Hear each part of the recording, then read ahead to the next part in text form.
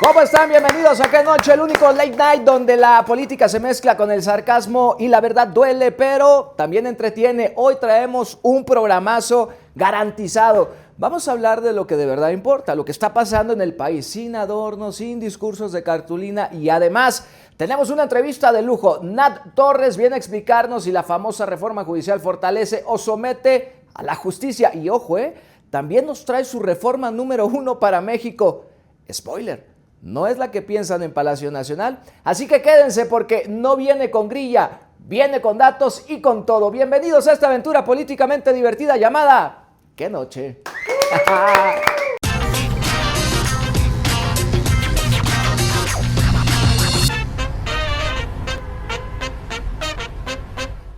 Hablemos del Grito de Independencia 2025, que más que un momento patriótico fue un capítulo más de Cero en Conducta. ¡Buenos días, mis queridos chiquitines! Bueno, mientras la presidenta de la República se veía lista para la historia, otros alcaldes y gobernadores nos dieron material para reírnos un buen rato. Como el del alcalde de Escárcega, Campeche, Juan Carlos Hernández, quien durante la ceremonia del Grito de Independencia mezcló el nombre de Josefa Ortiz de Domínguez con el de Jorge Ortiz de Pinedo, diciendo ¡Viva Josefa Ortiz de Pinedo! Como diría el Chavo del Ocho, ¡qué bruto, póngale cero! Y si esto fuera un capítulo de Cero en Conducta, tendríamos al flamante alcalde Juan Carlos con las orejas de burro bien puestas en la esquina del salón de clases. Luego tenemos al gobernador de Puebla, Alejandro Armenta, que confundió a Leona Vicario con Leonario Vicario. ¡Ah, caray! ¿En qué habrá estado pensando don Armenta? ¿O en quién? Tanto que la madre de la patria luchó por nuestra independencia para que salgan con sus burradas. Bueno, mientras Armenta no le cambie el nombre a su esposa, creo que todo está más o menos bien. Y seguimos allá en Puebla, porque el presidente municipal de Ajalpan, Faustino Soriano, nos sorprendió con un ¡Vivan los niños héroes que nos dieron patria y libertad! Y reconoció a don Miguel Hidalgo. Según él, aventándose del monumento a la revolución con la bandera enrollada en el cuerpo en protesta porque le quemaron las patas a Cuauhtémoc. ¿En serio? Así como lo escuchan. Bueno, la neta no. Pero no dudarían que lo hubiera hecho. Ya todo mundo hace un desmadre de las arengas. Y no podía faltar también Erasmo González, el alcalde de Ciudad Madero allá en Tamaulipas, quien decidió crear su propia fusión histórica. ¡Viva Josefa María Morelos y Pavón!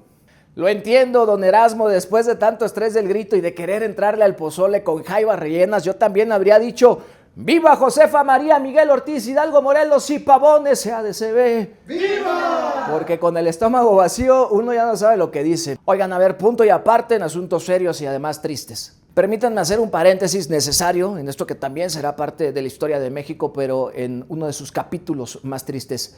Mientras unos estaban en la fiesta, otros lloraban pérdidas, rezos, oraciones y angustia por los afectados en el incendio provocado por una pipa en el Puente de la Concordia en Iztapalapa, que según la Fiscalía de la Ciudad de México, la unidad era manejada a exceso de velocidad y esa fue la causa, pero hay muchas dudas todavía porque esa pipa quizá cayó en un bache y eso pudo haber sido la causa real del accidente.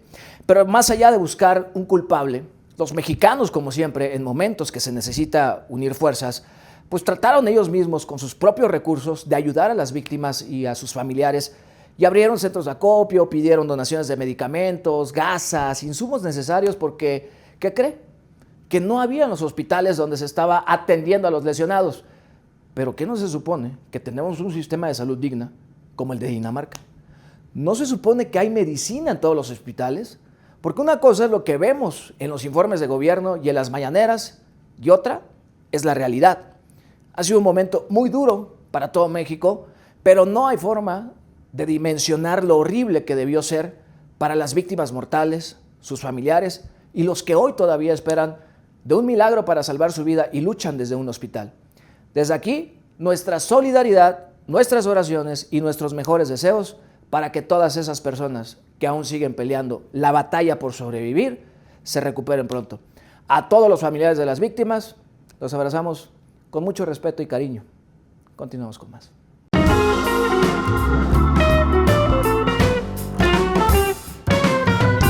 Pues después de un viaje con más escalas que camión de ruta, Hernán Bermúdez Requena ya pisó suelo mexicano, lo trajeron desde Asunción, Paraguay, y lo bajaron en Tapachula, Chiapas, ya en territorio mexicano, y después de 33 horas de viaje y rutas, finalmente llegó a CDMX, donde luego lo llevaron al encierro. Bermúdez Requena, exsecretario de Seguridad de Tabasco, es acusado de delincuencia organizada y lavado de dinero, y ojo, viene con el paquete completo de señalamientos, desde vínculos con contratos sospechosos hasta mover dinero como si fueran fichas de dominó. La pregunta es, ¿va a hablar? ¿Va a acusar a los de arriba o se va a quedar calladito? Porque si suelta la sopa, no vaya a ser que medio gabinete termine con insomnio, Y si no, pues será otro caso más de, sí lo detuvimos, pero mágicamente no pasó nada. Pero yo no creo que el abuelo haya actuado solo, Sus cómplices ahí están, y no duden que como antes, hoy tienen un enorme poder en el país. Sálvese quien pueda, porque en el Senado la novela estuvo buena. Alito Moreno perdió la presidencia de la Comisión de Marina. Bueno, se la quitaron a la mala. Sí, así como lo escucha. Se la aplicaron. Y detrás de esto, la mano de Adán Augusto. El PRI ya salió a defender a Alito de revanchismo político. Y vamos a ser honestos. Si a alguien le gusta la venganza, es a Morena. Y vaya que disfrutan quitarle huesos al PRI y dárselos a sus perritos chimuelos. Lo sabroso del chisme es que Alito no se quedó callado y tronó contra Morena, acusando que son incapaces de gobernar y que lo quieren silenciar. Lo que no dijo es que a él nunca lo han callado y seguramente no lo van a callar. Esto ya parece ring de boxeo. En una esquina Alito y en la otra Adán Augusto. Y en medio, Morena moviendo las cuerdas para que todos se caigan. Paren todo, porque en Fast Track y casi sin debate los diputados aprobaron la iniciativa de Ricardo Monreal que elimina los pagos automáticos y recurrentes de bancos y plataformas digitales.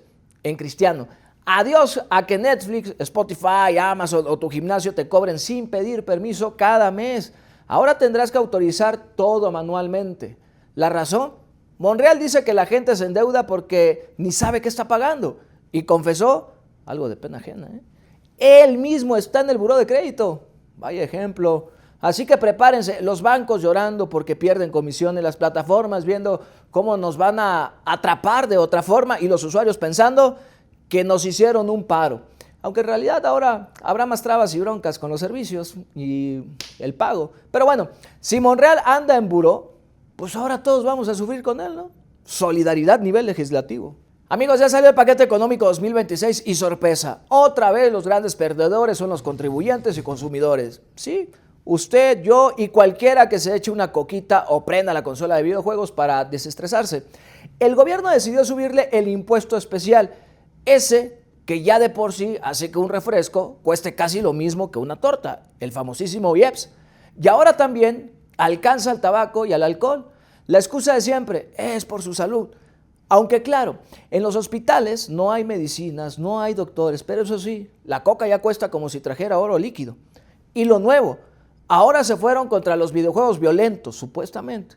Así es, si usted juega Call of Duty, GTA o incluso Fortnite, sepa que a partir de 2026 le va a salir más caro, porque según nuestros legisladores de Morena, los balazos en la pantalla son la raíz de la violencia en el país.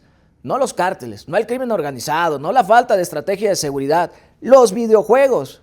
Vaya lógica. Según el economista, todo esto se disfraza con palabras bonitas como justicia social y redistribución del ingreso, pero la realidad es que el impacto lo vamos a sentir en la cartera, todos los días. Porque, ojo, cuando le suben impuestos al consumo, no lo pagan los millonarios ni las grandes empresas, no, lo paga la gente de a pie. La familia que compra un refresco, el chavo que quiere jugar, la señora que se toma una cervecita en la comida. Y claro, el gobierno promete que con estos recursos van a financiar programas sociales. ¿Le suena? Es el mismo cuento de siempre. Usted paga más, ellos reparten más y en el camino se pierde más. Así que prepárense, en 2026 encender la consola va a doler, tomarse una chela va a doler y hasta comprarle un juguito a su hijo va a doler. Porque sí, aquí en México el lema es claro, siempre paga el consumidor. Por cierto, el presupuesto del próximo año incluye más lana para el Poder Judicial, para el Tren Maya. ¿Y a quién creen que le quitaron dinero? Así es, al sector salud. Así que prepárense para tener menos medicina en los hospitales. Lo bueno es que al menos no subieron impuestos a los cuentos de hadas, porque ese sí, Es el género favorito de Morena. Bueno, por cierto, ya llegó con nosotros, está aquí nuestra invitada especial en este episodio, Nat Torres. Así que no se pierda esta entrevista.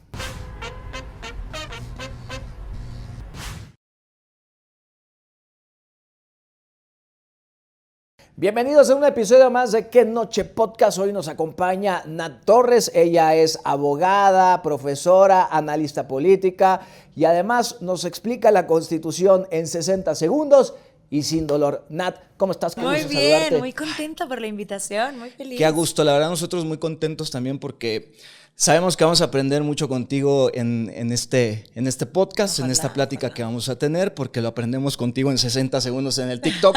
¿Cómo no lo vamos a aprender en una hora y media que platiquemos? Quisiera hacerte una pregunta rápida. ¿Dónde hay o dónde has encontrado más adrenalina? ¿En un salto en paracaídas o en las mesas de debate? Se parece, ¿Sí? se parece. A ver, tienen lo suyo, ¿eh? El salto en paracaídas, estando arriba pesa, ¿no? Estaba complicado, pero ya que te sueltas y gritas y tal, la tensión se va. Y justo la parte del gritas y se va es lo que se comparte con las mesas de debate. Que se ponen rudas a veces, Sí, ¿no? a ver, también entras con mucha presión. También depende mucho de los perfiles. Bueno, a mí me pasa, no sé ustedes, pero a mí me pasa mucho que depende la gente con la que voy a estar, Claro. ¿no? Con la que voy a estar platicando. Hay muchas personas con las que conversar es muy sencillo, hay muchas personas que no están tan ideologizadas. Sí. Con las que puedes discutir temas de fondo. Hay otras personas que defienden a muerte. O sea, los partidos políticos no los merecen, de verdad, de tanto empeño que le ponen a defender estas cosas, pero tiene lo suyo, ¿eh? Tiene lo suyo. Yo creo que las dos son un buen equilibrio. Dime una cosa, Nat, que venga así de primera instancia, que no hayamos aprendido todavía los mexicanos de la política mexicana. A tener indignación, a enojarte. No hemos aprendido a ver que la política no es fútbol, que la política no es nuestra identidad. No somos un partido político, no somos el partido político que defendemos, no es parte de lo que nos hace nosotros. Hoy, y esta es completamente mi opinión, pero hoy el partido en el poder tiene a mucha gente que volvió al partido su identidad.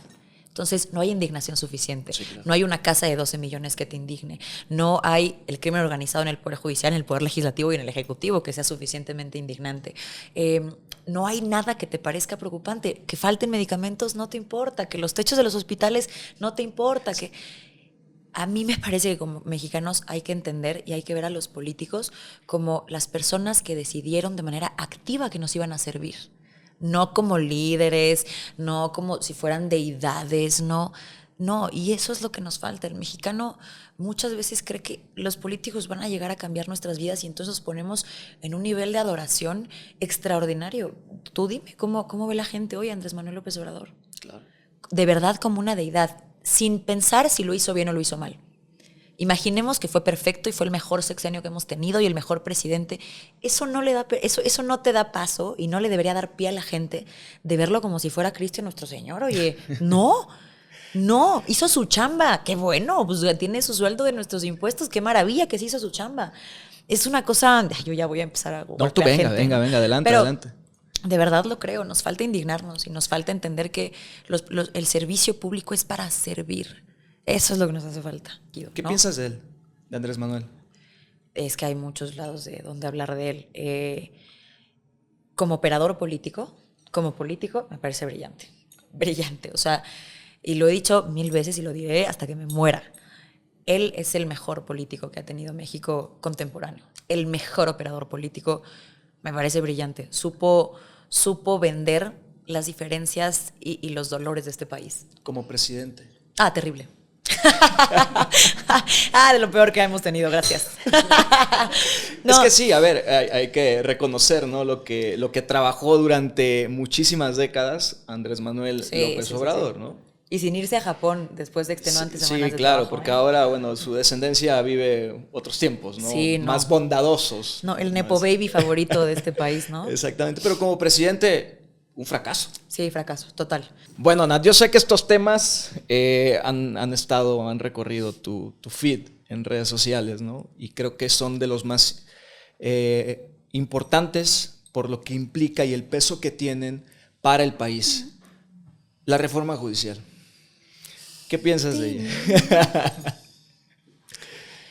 Ay, pues fue una reforma muy dañina para este país y dañina para la justicia en México. Siempre lo he dicho. Necesitábamos una gran reforma y Morena tenía una súper oportunidad, una mayoría aplastante para hacer una reforma extraordinaria, una reforma progresiva. Si te acuerdas, en 2008 se planteó la reforma al sistema penal de este país, ¿no? Teníamos un sistema inquisitivo, se pasa al sistema acusatorio. Y todo ese cambio se hizo en 8 años. Por supuesto, implicaba muchas más cosas, ¿no? Pero esta reforma, aún con lo que se quedó en el texto de la reforma, pudo haber sido mucho más progresivo, se pudo haber hecho de mucho mejores maneras, se violaron derechos humanos a diestra y siniestra. Hay una teoría de derechos adquiridos, ¿no? Cuando ya tienes un derecho, ¿cómo es que te lo quitan? En grandes rasgos, ¿no? Pero todas las personas juzgadoras que un día entraron en su cargo, cursaron un examen, lo aprobaron, compitieron contra muchísimas personas en un examen de oposición, llegaron y que de pronto les digan, uy, ¿qué crees? Te vamos a renunciar. Sí, porque eso implicó preparación. Por y supuesto, eso garantizaba. por supuesto, ¿no? pero además, ¿con qué derecho? ¿Con qué derecho? ¿Se abrieron carpetas, Uri? ¿No? ¿Se hicieron auditorías del Poder Judicial? ¿Quién verdaderamente tenía temas de nepotismo? ¿Quién tenía temas de corrupción? No. Tenías a toda la máquina estatal para hacer una auditoría brutal. Que todos los jueces que han incumplido en algo, que han tenido temas de corrupción, la paguen. Tenías todo para revisarlos, porque claro que pasaba, ¿no? Yo no voy a defender nunca que el Poder Judicial era perfecto y que todo era maravilloso. Claro que no. Había muchos problemas y muchas cosas perfectibles, ¿no? Pero cuando una institución, sobre todo cuando un poder de la unión tan fuerte como es el Poder Judicial, no funcionaba, no lo destruyes. Le das más dientes, lo haces caminar de otra forma. Entonces, yo voy a criticar muchas cosas siempre del proceso. Desafortunadamente ya estamos aquí y no se va a echar para atrás, pero critiqué mucho el tema de no revisaste nada, no metiste a la cárcel nadie. ¿De qué sirve que salgas y le digas a la gente es que los jueces liberan criminales y son lo peor que le puede pasar? Ok, investígalos. ¿A quiénes? ¿Quiénes se fueron a la cárcel? Nadie. Seguramente hoy vamos a tener un súper cambio que ya, por ejemplo, la abogada del Chapo es jueza. ¡Qué maravilla! Imagínate, seguro va a ser un cambiazo en la justicia. Aquí lo traigo como recuerdo, aquí lo traigo. Ahorita entramos en eso, pero... Critiqué claro muchas cosas en el proceso, el proceso legislativo de aprobación. Si tienes que secuestrar a un senador y si tienes que pasar a tu bancada a los yunes, algo no está bien. Y lo sabes. O sea, si tienes que cambiar un voto para quitarle a una persona carpetas de investigación por corrupción, abuso sexual, sabes que no está bien, ¿no? Todo el proceso fue muy confuso. En el proceso, y te lo digo por experiencia, entre varios grupos de abogados, presentamos documentos en el Senado para un parlamento abierto, presentamos documentos en Palacio Nacional. Por favor, escúchanos. Por favor, lejos de que creas que esto solamente es una guerra entre la oposición y tú, también se viene la justicia. Y los abogados, escúchalos, los colegios de abogados, la barra, el ilustre, atiéndelos. Ellos seguramente saben mucho más que tú. Sí, claro. Se presentaron varios documentos de Parlamento Abierto diciendo, ok, reforma la Constitución, venga, está bien. Pero diferente, de una manera distinta. Tienes una gran oportunidad de consolidar el Poder Judicial, de hacerlo más fuerte y de darlo más dientes. Vamos a hacerlo con calma, ¿no? Escucha la otra parte, porque al final creíamos que el gobierno era para todos, no nada más para los que votaron por ellos. ¿Y qué pasó? ¿Hubo un rechazo total? Por supuesto, ¿no? Total. Por supuesto, total. Nadie escuchó a nadie. O sea, no hubo voces. En algún momento se abrieron las puertas a que ciertos personajes de Morena escucharan, pero de manera textual se decían en esas reuniones, te estoy escuchando, pero no tengo por qué hacerte caso, ¿no? Te estoy haciendo el favor. La oportunidad. La oportunidad de que te estés sentando aquí a mi lado y me digas estas cosas, no tengo por qué hacerte caso. Entonces, se hizo de una manera súper autoritaria. Y no solo, fíjate que trataron de enfocar mucho, porque sí es muy cierto, que las personas juzgadoras que se fueron, pues violaron sus derechos humanos, que es muy cierto, o sea, aquí nadie está mintiendo. Sí se violaron derechos humanos para las personas juzgadoras. Pero fíjate, es bien curioso. Nosotros como sujetos de derecho, como ciudadanos, parte de lo que garantiza una justicia independiente, una justicia imparcial, es que tus jueces no los estén cambiando cuando les da la gana. Porque justo pueden tener riesgos de que estén atados a un poder político, que llegue un presidente que diga, uy, este juez me incomodó, a la basura. Y eso pone en riesgo todos los juicios que lleva el juez, los derechos de las personas que están llevando ese proceso judicial. Entonces, literalmente, hay un derecho de inamovilidad de los cargos. Porque sí, por una parte es el derecho del juzgador a permanecer en su cargo, pero por otra es el derecho que tenemos los justiciables, de que tengamos jueces imparciales, independientes, que ninguna fuerza política, ni otras, pueda llegar a moverlos. Entonces, también nos afectó a nosotros, sobre todo nos afectó a nosotros. Pero en el peso de la narrativa eso no ganó nunca, porque la gente no está lo suficientemente cerca de lo que hacía el Poder Judicial. Gran error también del Poder Judicial, ¿no? El no tener una mejor forma de comunicar qué es lo que hacían. Sí, claro. Porque si lo hubieran hecho, entonces la gente no hubiera reaccionado como reaccionó. Sí, porque además la ciudadanía creo que lo ve muy lejano, ¿no? Sí, O sea, totalmente. En un pedestal Totalmente. lejano al terreno, ¿no? ¿Qué rediseño haría? Es demasiado tarde, ya lo sé, pero ¿qué rediseño aceptarías tú a la reforma? O al Poder Judicial. Híjole, temas de acceso a la justicia y de justicia pronta. Regular los tiempos, hacer muchos más tribunales. A Zedillo lo critican mucho, ¿no? Por su reforma. Yo creo que la última persona que fortaleció el Poder Judicial fue él. Se crearon los tribunales colegiados, teníamos los juzgados de distrito, que son primera instancia, tribunales colegiados, y después tenemos la Corte. En términos muy generales, salvo que tengas algún tema electoral, pues está el INE y el Tribunal Electoral y tal. Pero en términos muy generales, tienes juzgados de distrito, colegiados y tal. Antes no existían los colegiados. Crean los colegiados para quitarle una carga a la Corte, porque nomás existía juzgados de distrito y Corte. Entonces la Corte estaba atiborrada de cosas. La Corte no era como tal un tribunal constitucional. Es decir, no veía temas de derechos, no veía tema de constitucionalidad de normas, La Corte era un tribunal de casación. Se definía como un tribunal de casación. Solo veían forma. Solo forma. ¿Se cumplió ABC? Sí, perfecto, está bien. ¿No se cumplió ABC? Perfecto, está mal. Sin importar si había derechos humanos violados, si no había derechos humanos. Era un tribunal mucho más de forma, ¿no? Como lo sería igual y un tribunal o un juzgado de distrito o un colegiado. Cuando llegan los tribunales colegiados, llegan para hacer dos cosas. La primera, hacer a la Corte un verdadero tribunal constitucional, es decir, darle facultades para revisar constitucionalidad, revisar derechos humanos, tener la facultad de expulsar normas del orden jurídico mexicano en caso de que fueran violatorias a derechos humanos, etc. Los tribunales colegiados llegan para quitarle una carga a la Corte y además para permitirle a la Corte ser un tribunal constitucional. Y Zedillo se inspiró mucho de estas cortes europeas, que ya eran tribunales constitucionales y no solamente un tribunalcillo ahí de forma. A mí me parece que falta eso. Hay muchos expedientes, muchos asuntos, se necesitan más tribunales, se necesitan más juzgados. ¿Qué hubiera hecho yo? Hubiera hecho el tema de auditoría, que yo te digo. Todos percibimos que el Poder Judicial tiene mucha corrupción, tiene nepotismo y tal. Perfecto, vamos a barrer todo. Pues si tenemos de todo el poder del Estado, ¿qué más va, no? Entonces vamos a revisarlo todo y vamos a hacer que las pruebas sean completamente transparentes al pueblo y revisamos y justificamos y hacemos que la gente lleve un proceso, los juzgadores tengan un proceso y si hacen las cosas mal, se van. Eso lo hubiera hecho por una parte, ¿no? Jamás hubiera permitido que la justicia se definiera en una tómbola en el Senado. No, es que yo de verdad creo que me da mucha risa y lo digo mucho en mis videos que un día escuché que México es como soñar con fiebre, que es los sueños que tienes cuando tienes fiebre. Y sí lo creo. Yo nunca me imaginé que iba a haber en el Senado una tómbola que dijera este puede ser. Que además fue una locura, ¿no? ¿Qué más? Sí. Oye, qué vergüenza. Un desorden total. Qué vergüenza. No sabían ni qué hacer, no sabían ni qué había en la tómbola. Sí, claro. En un momento en Francia, hace muchos años, hace más de 200 años, se elegían a los jueces por voto popular.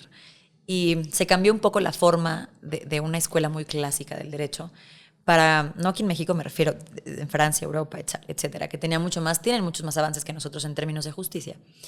Pasaba que se elegían jueces por voto popular. ¿Por qué crees que no lo hemos replicado en 200 años? Pues porque no sirve, porque no garantiza nada. Y lo sabían, pues, o sea, aquí nadie estaba buscando la mejora del sistema de justicia. Aquí lo que estaban buscando era no verse como Zedillo.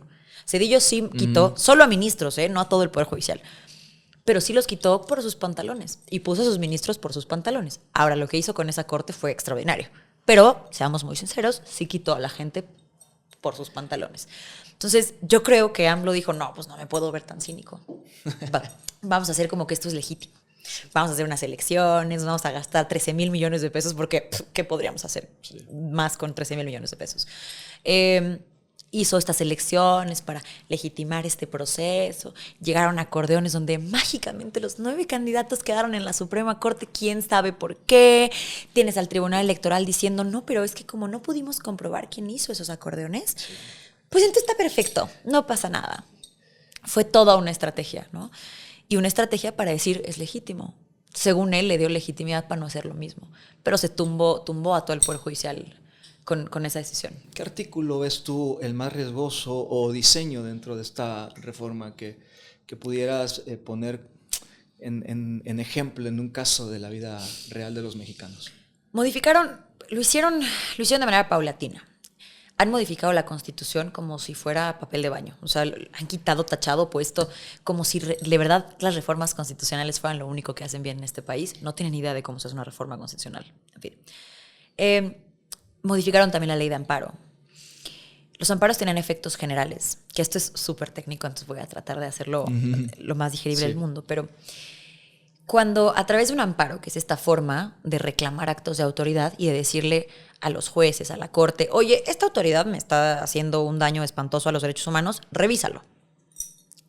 Los amparos, cuando se hacían en contra de normas generales, sale una norma general y entonces esa norma general causa un perjuicio a los derechos humanos de la gente se organiza y dice, presentemos un amparo en contra de este acto, en contra de esta norma.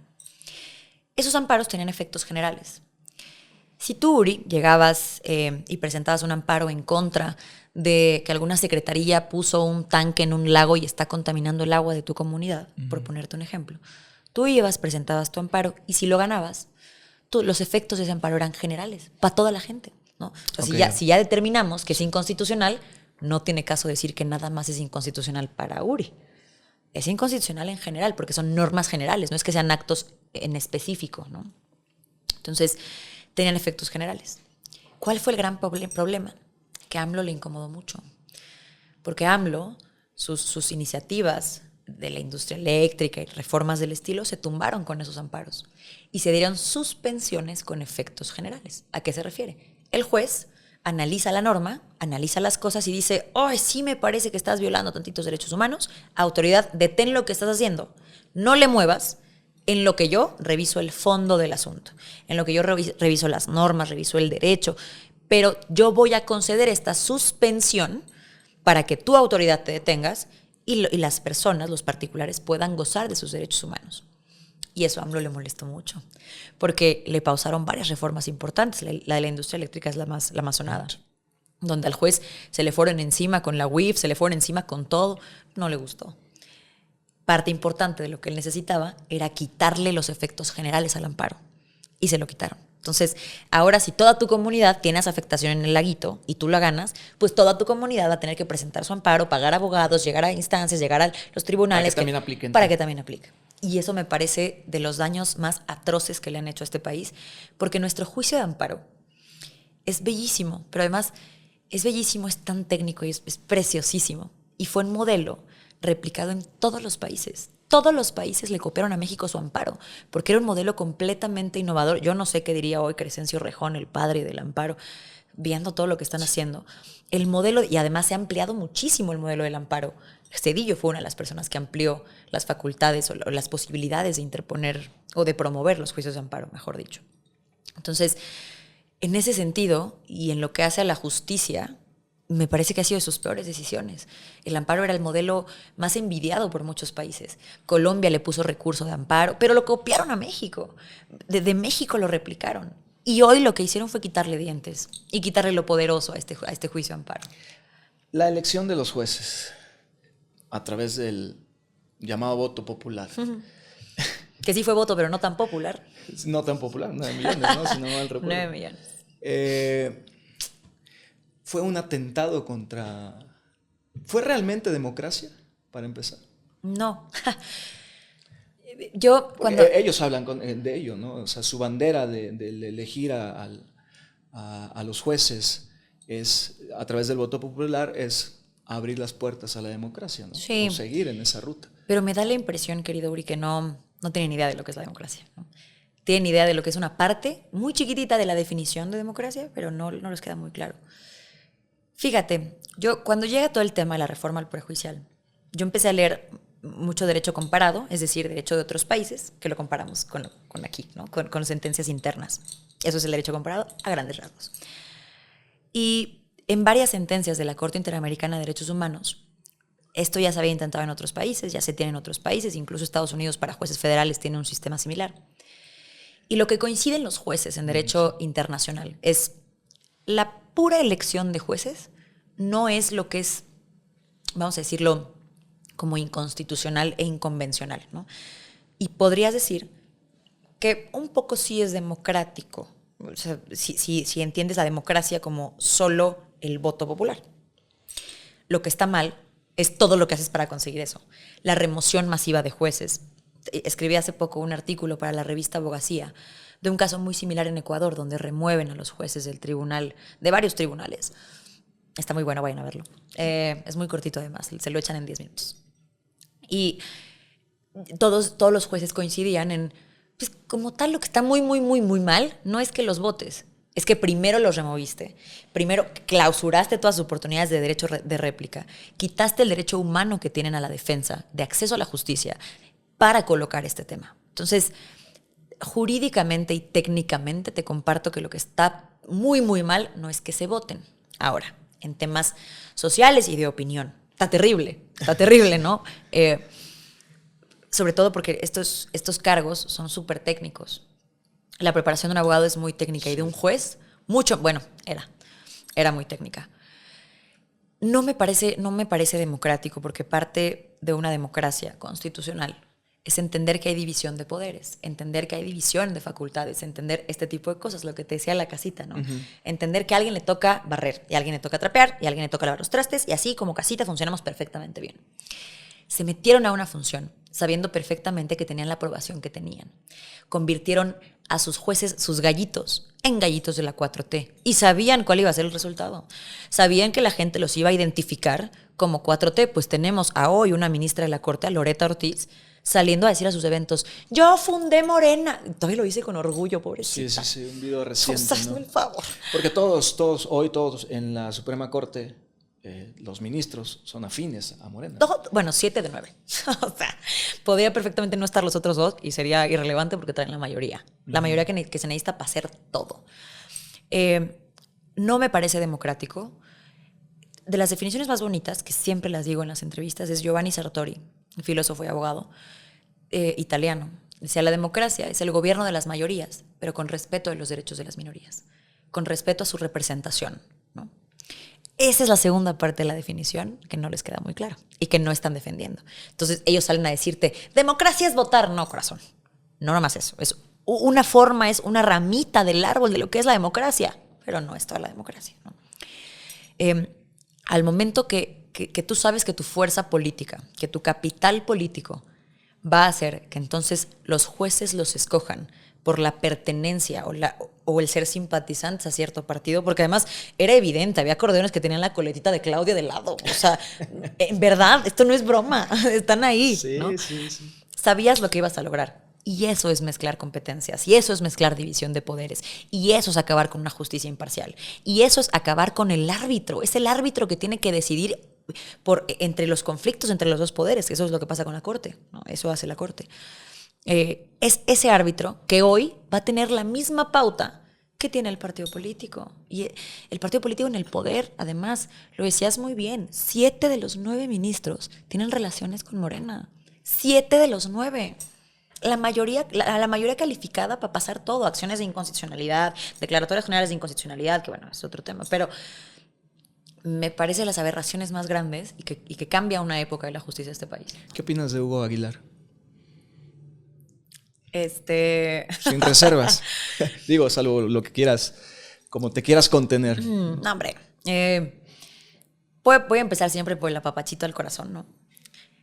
Creo que es un logro positivo que haya una persona indígena en la Suprema Corte y más presidiendo la Suprema Corte. Porque es muy cierto, una vez alguien me dijo, el derecho es para las élites. Y yo decía, ay, sí. Pero tiene un punto, ¿no? Tiene un punto. El idioma, el acceso a cierta educación, el acceso a ciertos puestos, a cúpulas de poder que solamente permitían que si el presidente te conocía, estuvieras ahí. Sí tenías que tener talento, por supuesto, es algo que ya hoy no se necesita, pero también mucha influencia y también mucho contacto y también pues, tener ahí de amiguito al Poder Ejecutivo y a la Presidenta de la República, eso era cierto. Me parece bueno que se le haya dado oportunidades a personas que sin duda, si no hubiera sido por esta reforma, difícilmente hubiera llegado. Ahora, ¿a qué personas se les dio oportunidad? ¿No? Me parece un hombre que al estar tan de cerca con Andrés Manuel López Obrador tiene varios conflictos de interés y que al parecer una de las cosas más importantes que impulsaron esta reforma fue que se quejaban que no era imparcial la Corte, ¿no? Y que no tenía independencia. Bueno, ahora menos. Me parece una persona que no ha litigado, no tiene la experiencia constitucional que se formaba a través de la carrera judicial. No la tiene. Y ahora la Corte va a sufrir de una curva de aprendizaje. La Corte, nuestro tribunal más alto, va a tener que ponerse a estudiar. Díjole, me parece una cosa grave también. Creo que con él, que además tiene muchas críticas de los grupos indígenas, de los mismos grupos indígenas, en los que Hugo Aguilar apoyó que se hicieran megaproyectos que tronaron a los grupos indígenas, que la misma comunidad no estaba contenta de que él estuviera ahí. Creo que eran varios temas que se tenían que revisar. Y el ser indígena no puede ser la única razón que te haga estar en la Corte, ni la única razón que te haga sentir orgulloso. Tiene que también hablar tu trabajo, y su trabajo no habló por él. Eso es muy cierto. Y pasa lo mismo con la presidenta. Ser mujer no es el único bastión que te tiene que dar orgullo para estar en la presidencia. No basta ser mujer para ser demócrata. No basta ser mujer para ser buena mandataria. Entonces, claro que son cosas simbólicas. Y por parte de Hugo me parece que lo es muy simbólico y aplaudo que sea simbólico, pero no aplaudo que sea con él. Si tuvieras que resumir la Constitución en una frase, no sé, para TikTok, amistosa, friendly, no sé cómo decirlo, pero en una frase la Constitución. La Constitución es la promesa que se hizo de que nadie, ni con todo el poder, va a faltarle a los deseos de la República, de una democracia que se construye. Wow, padrísima, increíble. Ya por último, ¿nos regalas un titular que quisieras, en el sentido evidentemente figurado, que quisieras que apareciera mañana en medios de comunicación? Y pues bueno, un compromiso, ¿por qué no decirlo? Porque eres una voz que pesa en México, un compromiso que pudiéramos auditar nosotros, no te preocupes, en unos 90, 100, no sé, 100 días, lo que tú quieras, pero primero un titular que te gustaría apareciera mañana en medios de comunicación. Como para que toda la gente Creo que abriría con lo que siempre digo, ¿no? El poder corrompe y el poder absoluto corrompe absolutamente. No se lo des a cualquiera. Y un compromiso de Nat Torres, un compromiso de Nat Torres. Mi compromiso hoy es transformar mentes que hagan de México un país mejor. ¿Cuántas? No sé. ¿En qué tanto tiempo? No lo sé.